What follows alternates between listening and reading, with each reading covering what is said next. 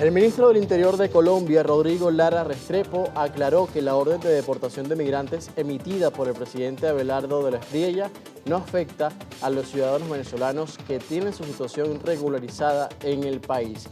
Recordemos que el gobierno de Colombia anunció una medida de deportación de migrantes en situación irregular, pero no aplicará para los ciudadanos venezolanos que ingresaron durante los años más críticos de la crisis migratoria o que cuentan con un estatus legal de protección, según aclaró este martes el ministro del Interior de Colombia.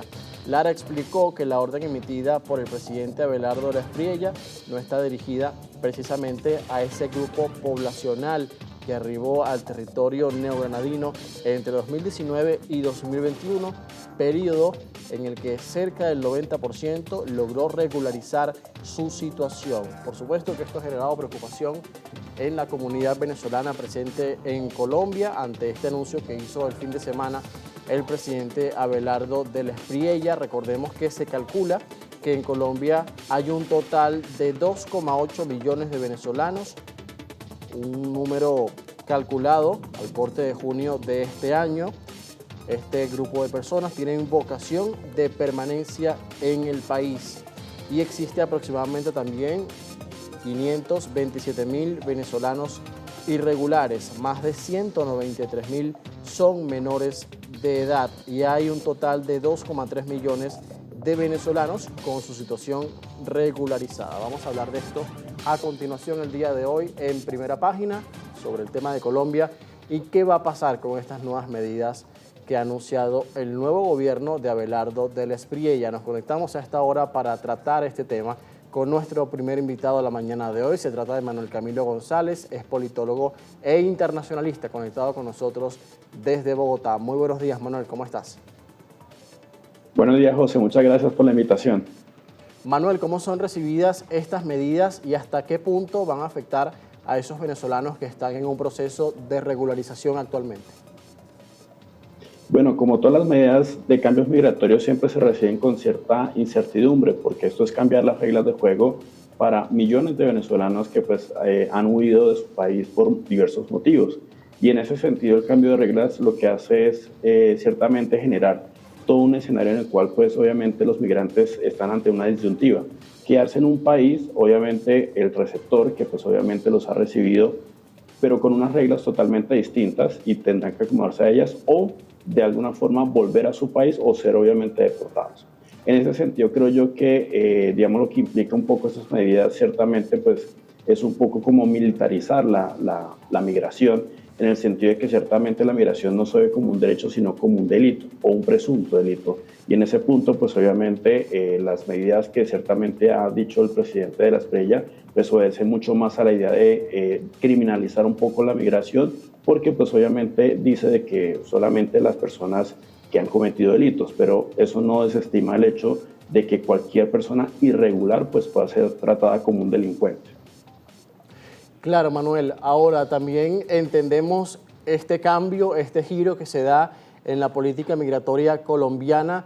¿Qué implicaciones tendría también y hasta qué punto afecta a otras comunidades migrantes que están presentes en el país? Creo que tiene una afectación importante en el sentido de que ciertamente Colombia nunca fue un país receptor de migrantes, siempre expulsamos poblaciones, lo más paradójico. Y ciertamente en ese sentido, digamos, creo que se alinea mucho con otras políticas migratorias, particularmente de los Estados Unidos, pero también de otros países que han sido muy estrictos y muy duros con la comunidad venezolana. Obviamente hay todo un estigma detrás de, digamos, de esas medidas, porque ciertamente de alguna forma se asocia que la migración venezolana trajo consigo ciertos problemas de seguridad, por ejemplo el tren de Aragua, o incluso temas relacionados con el acceso a servicios públicos. Si uno lo ve particularmente en el caso de Colombia y los anuncios, incluso el recorte del Estado que ha hecho el presidente de la Espriella, pues obviamente esto va en contravía. Entonces, ciertamente no creo yo que simplemente sea una medida que vaya a atacar la migración irregular, o vaya a atacar simplemente las redes relacionadas con migración, de alguna forma que están relacionadas con delitos, sino que con el paso del tiempo, pues obviamente esto va a tocar la migración en sí, es decir, todo el conjunto de migrantes, porque ciertamente el país va a dejar de proveer esos servicios a los migrantes venezolanos que pues obviamente accedieron con el estatus temporal de permanencia.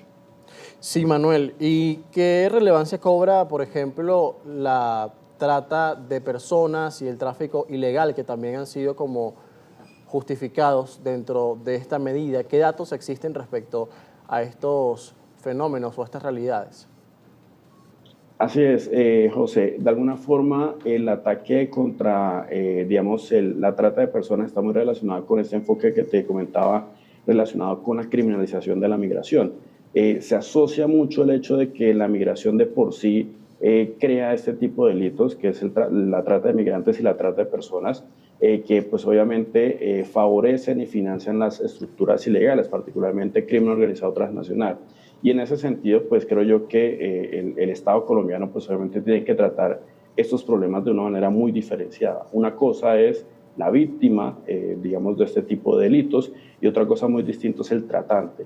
Y en ese punto, pues obviamente atacar el problema como uno solo, pues ciertamente no está haciendo o no está favoreciendo los derechos de estas personas que han recibido, digamos, ese estatus de protección. Entonces creo yo que de alguna forma estas cifras que pues ha consolidado la Policía Nacional y, por ejemplo, Migración Colombia, que es el órgano migratorio de nuestro país, pues obviamente dan cuenta un poco de ese fenómeno, que es un fenómeno invisibilizado, porque ciertamente lo que se busca de primera mano con la migración es atender a los migrantes, pero mucho se invisibiliza de este tipo de delitos que terminan siendo una forma de portafolio para muchas organizaciones criminales a lo largo y amplio, no solamente de la frontera, sino incluso el continente.